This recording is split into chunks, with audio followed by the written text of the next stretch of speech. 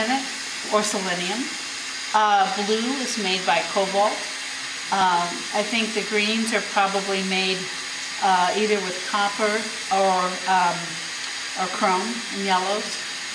So depending on what type of glass you're using or what colors have been added to it, gives you the different colors.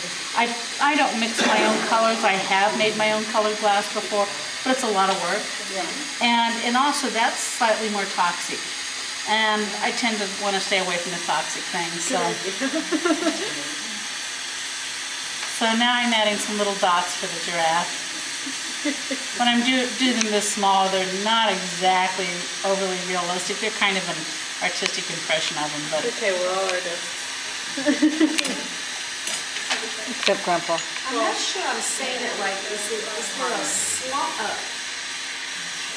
It's in Washington. They had a whole lot of pieces that was it fused glass or? Probably in Washington State. Probably made by Dale Chihuly. And he does a lot of the furnace glass, or at least he's probably the most famous glass blower in America. If you see pictures of him, he'll have a patch over one eye and kind of frizzy bozo hair.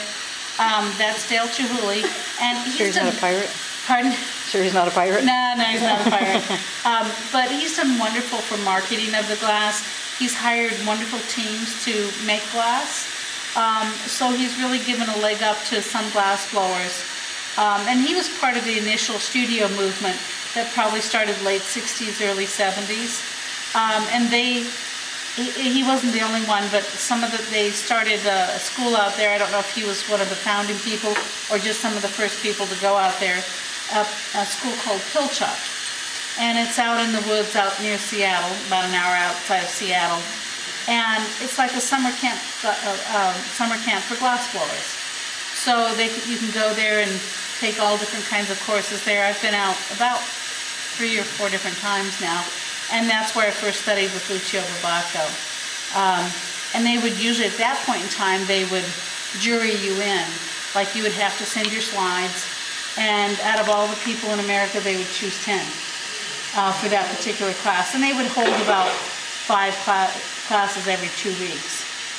Or 2.5 weeks. So if you're lucky enough to get into a class and pay a lot of money, then you could go study. So, I felt real lucky to be able to go and study out there. So those are the highlights. Oh yeah. Well, and another thing too, they do a lot of the furnace glass blowing, and they do flame working out there too. Is the weather is very agreeable out there for it. Because it's a little cooler out there, and so it's a little bit more temperament for it out there. And then of course with Dale Chihuly being out there and everybody else, with the Seattle and the Pilchuck area, they've taught a lot of people. So Seattle has an awful lot of glass studios out there, just probably hundreds of them, I think. I don't really know. Indiana's had its own glass movement in a sense because it had a lot of industrial things like ball manufacturing, and there's also been art glass like the St. Clair paperweights and things that they've done. And there's still art glass going on today, like Joe Rice is taking over from in the St. Clair family. It's just a little harder to find it, here in Indiana, or here in Indiana. Listen to me. We're close enough. Close enough, yeah. But my furnace glass blowing, I started at the University of Illinois in Champaign-Urbana, and I did 3 years there, from 90 to 93. I studied with Bill Carlson, who was there at the time, and they had an absolutely wonderful program. They brought in all kinds of wonderful people. In fact, that's when I first met Dale Chihuly, because he was over in Peoria. And I said, Chihuly, who's that? So, I didn't have any idea who he was in 1991. But he's certainly, done wonders for the glass industry and the glass field. But because he's hired teams, and, he has a lot of people working for him, then he's able to produce a lot of glass. You know, one person couldn't produce as much glass as what he's had. He's had teams in Finland and Japan and Italy, all over. So I start always with the tail end of the animal, and so now I'm working up to the neck. Whenever I make animals out like this, I need to keep them small or they'll crack. Okay. So this is going to be, they're real small animals. But My grandma used to collect them. yeah, this has been everybody's favorite, I think, for many, many years. Yeah, the sad part about some of the stuff that they used to do is they used to paint them a lot because there weren't colors. So sometimes if you had them in the window or something, the paint would fade or peel off. They would also do a lot of lace work on the glass, and I'm not so crazy about the lace work. You know, it's where it looks like little loops, because oftentimes, unless you get somebody who's really, really good at it, that's not the best method of construction. So the pieces tend to be a little bit more fragile, and that's my complaint, is that I like to make pretty strong pieces. So I think if you're going to make something in glass, you should make it strong. I always teach my students how to make strong pieces. And I teach them sculptures and how to make beads and blow ornaments and make a marble, and that's all just in the first class. I do a 9-hour course for just $150, and you learn all those things in a 9-hour course. It's like all day Saturday 10 to 4 and Sunday 1 to 4. Does that include glass? Pardon? Does that include the supplies? Oh yeah, it includes everything. All the tools, all the glass, and you get to take home everything you make. So you make several different types of beads. You blow 5 to 8 ornaments per person. And a little sculpture, I usually do a little sculpture on a stir rod. And then a marble with dichroic glass in it.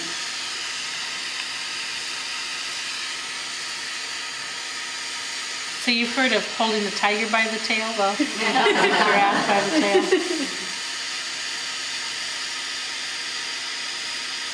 My uncle did plain glass, and he made a tube with my name inside of it. Oh, Can you neat. imagine how he did it? Sure. In fact, I can demonstrate something like that if you'd like to see. Not exactly maybe that, but something similar to that. Oftentimes you'll make the name first and then put it on the inside of the tube and then affix it to one spot. And then you can seal up the tube from that particular point. So now I'm making the face of the giraffe. I've turned the torch down because this is a more detailed area. So you have to try and get the ears on there without melting off the other ear, without melting off the head. Yeah, and the scientific glass blowers are becoming fewer and fewer of them because a lot of things are being tested out on computers nowadays. Yeah. And so the pieces are pre-manufactured.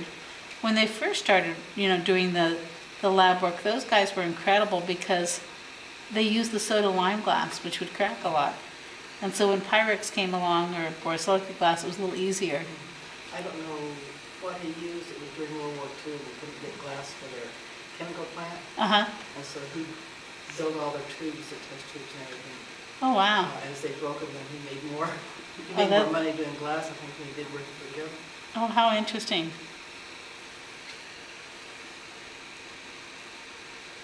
Yeah, glass blowers, they were always pretty highly considered, especially the scientific guys, because that, required a lot of work for them to, do all of that. I've only had the one course, so I have very, very little training, just enough to say, okay, I know a couple of the terms, that's about it. It's like to say, if you've used oils a couple of times that, you could paint the Mona Lisa. Maybe not. So this is how I get the animal off the rod that I created on, is I just hold it with a pair of pliers. I warm the pliers up a little bit first though, because otherwise it might crack them.